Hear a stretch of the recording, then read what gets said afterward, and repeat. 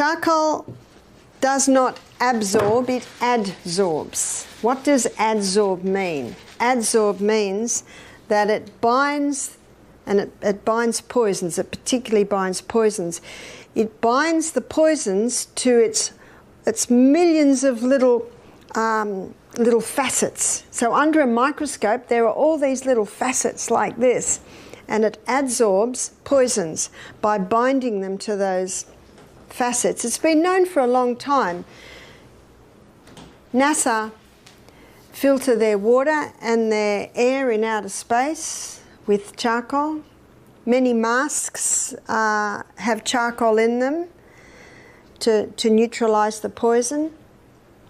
In hospitals they use charcoal to filter the blood for dialysis. And in cases of poisoning, anyone who's worked in casualty knows that they give a dose of charcoal.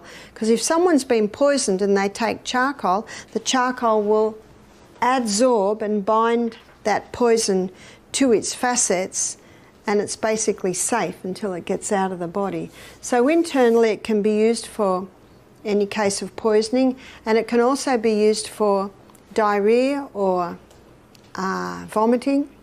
Many people that go to Asia always travel with charcoal tablets because if they get rid of what's called Bali belly or diarrhea, they'll take the charcoal. You can also use charcoal on the outside, and it can be used for bee stings, spider bites, snake bites, wasp bites.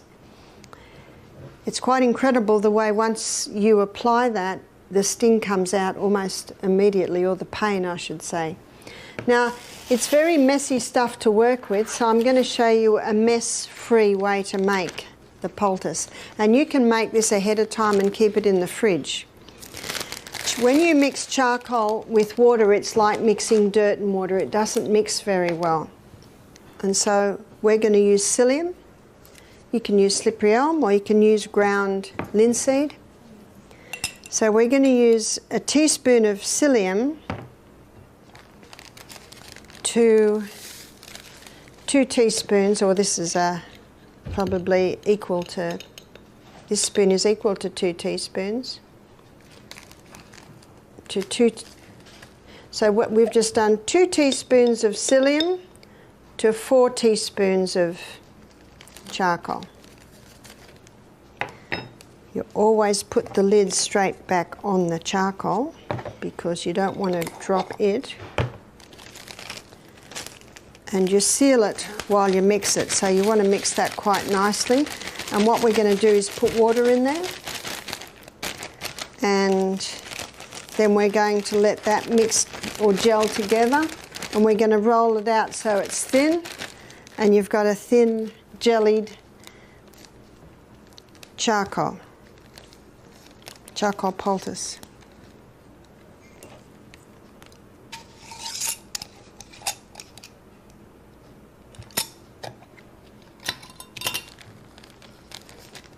So to that you'd probably do about half a cup of water.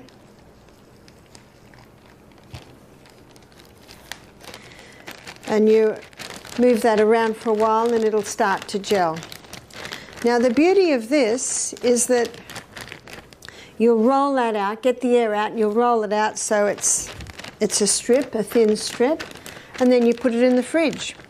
Or you'd put it in the freezer if you don't think it's going to be used for a while. And then if someone has a bee sting or a spider bite or a snake bite, then you cut a section, cut it round, peel the top off, and it can be slapped straight on. It'll have that plastic topping and you can bandage that on. So it's very, very easy to do. I think every fridge, every home, every freezer should have some of these, because when you do get a sting, it's very, very painful.